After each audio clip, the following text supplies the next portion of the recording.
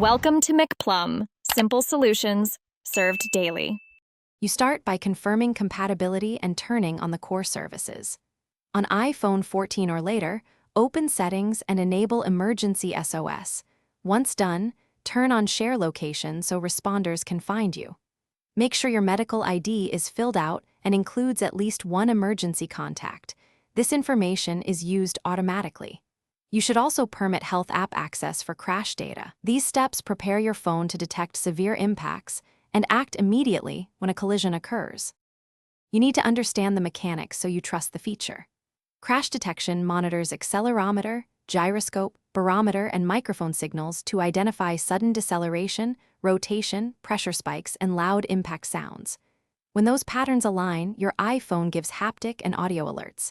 Once triggered, a 10-second countdown begins so you can cancel a false alarm. If you don't respond, the phone calls emergency services and shares your location. This automatic escalation reduces time to help after a severe crash. You finish by verifying and troubleshooting. Test emergency SOS functionality in a controlled way to confirm alerts behave as expected. Once done, inspect settings if you get false alarms. Make sure iOS is up to date, and if needed, reset sensor calibration by restarting and walking with your phone for a short time.